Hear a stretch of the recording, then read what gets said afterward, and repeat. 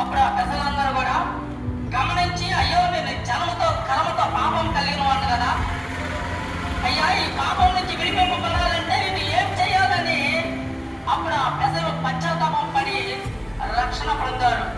ఇది మత మార్పిడి కాదు, కుల మార్పిడి కాదు, కానీ మనసు మార్పిడి. వ్యాధితో లేని కపటమైన కేంద్రం మన హృదయం.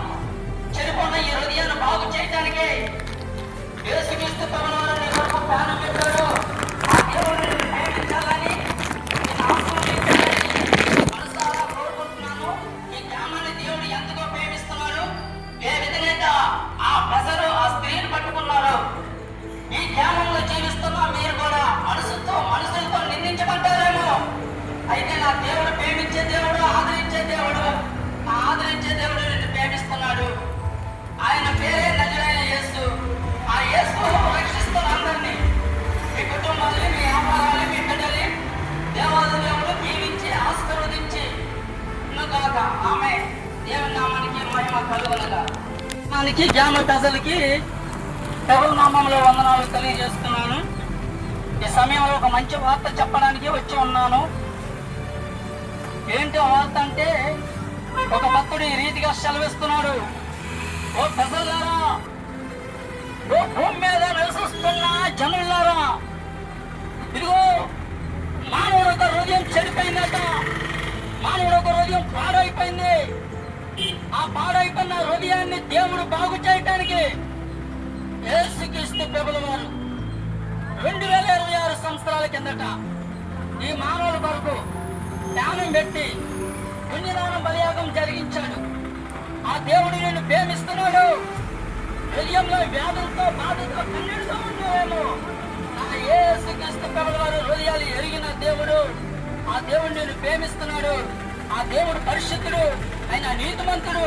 ఆయన మానవులు రక్షించడానికి 2026 సంవత్సరాల కిందట మన కొరకు 2 చేతులకు 2 మేకులు, కాలుకు 1 మేకు, తలకు ముళ్ళుగట్టం, పక్కన పడిపోవటం, మన కొరకే చనిపోయి తిరిగి లేస్తాడు ఆ దేవుడు.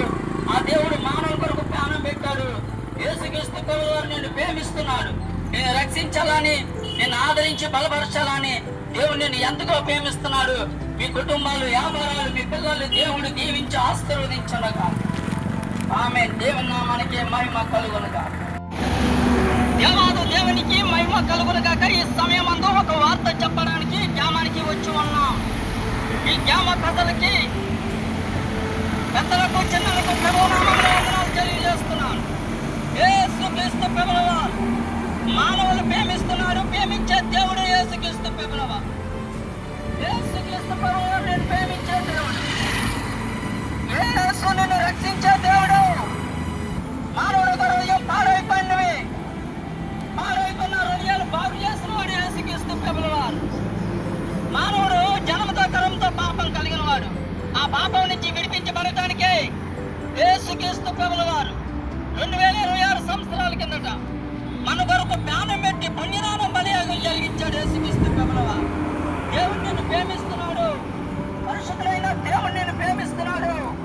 ఆయన నజరేయుడైన యేసు. మానవుడు హృదయం పాడైపోయింది. పాడైపోయిన హృదయాలు బాగు చేయడానికి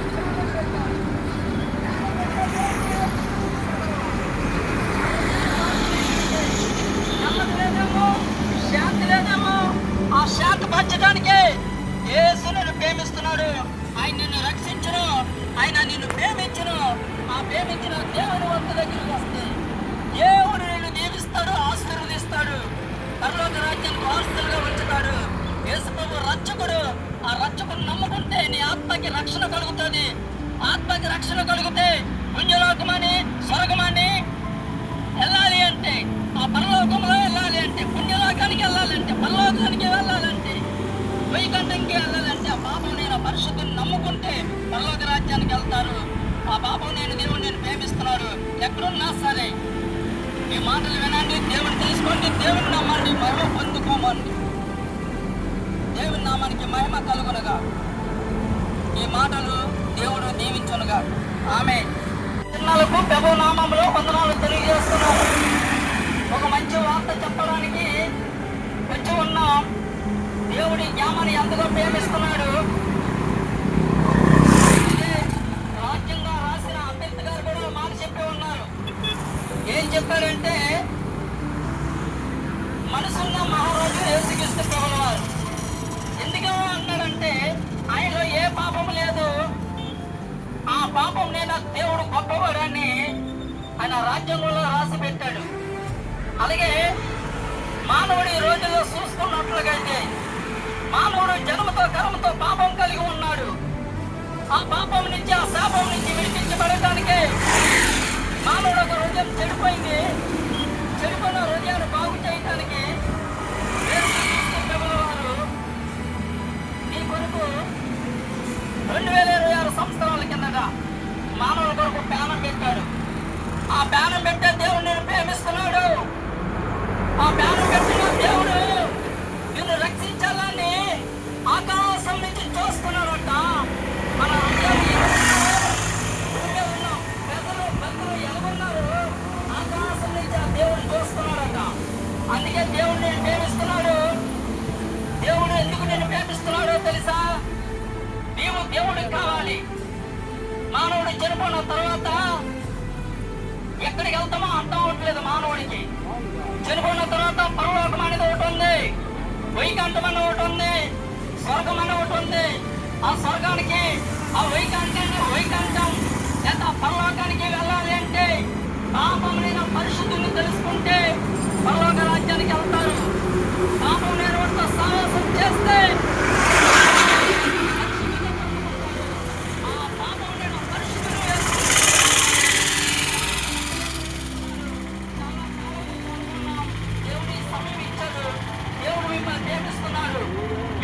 మీ భార్యల్ని, మీ భర్తల్ని, మీ కుటుంబాన్ని, మీ వ్యాపారాన్ని దేవుడు దీవించి ఆశీర్వదించునుగా. ఆమేన్.